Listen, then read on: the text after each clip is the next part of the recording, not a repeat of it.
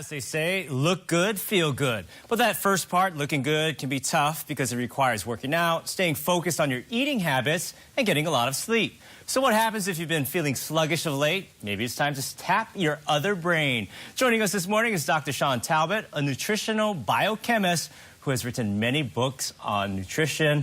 Thank you so much for joining us, Doctor. Yeah, my pleasure, Ross. Now, I didn't know this, but apparently we have two brains in our body. Two brains, exactly. And that sounds weird to people because we all know people we don't know have one brain, right? You know? Right. So, but two brains. What happens up here in our brain and our head is actually driven by the brain in our gut. So our gut really is our second brain. It makes most of our neurotransmitters. So the serotonin that makes us happy, the dopamine that makes us motivated, all come from your gut. So if we want to feel our best, we have to look at our gut first and fix that. So what should people be eating to feel better emotionally and physically? Yeah, I like to break it down into three areas: fermented foods, high fiber foods, and then high phytonutrient foods that have lots of bright colors. So if we start over here on the fermented foods, these are, you know, yogurts and kefirs and kombuchas and things like that. Things that are fermented have good, healthy bacteria that can feed the microbiome in our gut, and that will produce those neurotransmitters that make us feel good. Is this the probiotics where it helps with digestion? That's exactly. So what we know now about probiotics is that they've always been good for just general gut health, gas and bloating and digestion. But now we know that these good bacteria are actually making those neurotransmitters that can help us with depression and stress and anxiety. Okay.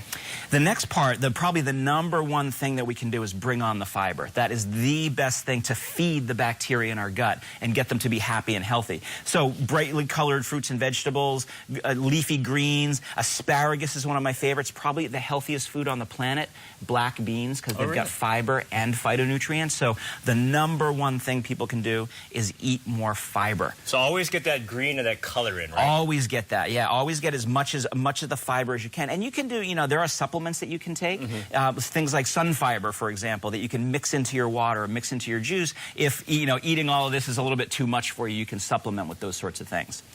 And then the last part is the phytonutrients. So we know we can give the bacteria, we know we can feed the bacteria, but then these ingredients can help to protect the bacteria. So once they're there, they can be vibrant and really do their job. So here's where brightly colored comes in. So you're looking at, you know, the bright of a blueberry, the bright of any berries, really. The brightness of peppers and those sorts of foods are going to, the brightness indicates high, vibrant phytonutrients, and that's going to protect those bacteria. And then, like I said before, there's supplements. This one, for example, this Fundamentals, combines the prebiotic bacteria with the fibers, with the phytonutrients all in one. So it's not going to replace these foods, but it's a good thing if you're not getting those in your diet. Because a lot of times people are on the go and they don't have time to maybe meal prep or just kind of like sit down and get some food, but sometimes you just pop some pills and they're like, okay, this is kind of like a supplement. That's right, exactly. And when we think of that whole gut-brain axis, there's things we can do in the brain and there's things that we can do in the gut. And if we do things in both of those brains at the same time, we feel amazing. What if doing this is like maybe too much and we just want to take it one step at a time? What would be like the first thing you would recommend? One step at a time is probably, you know, if somebody wants to feel good fast,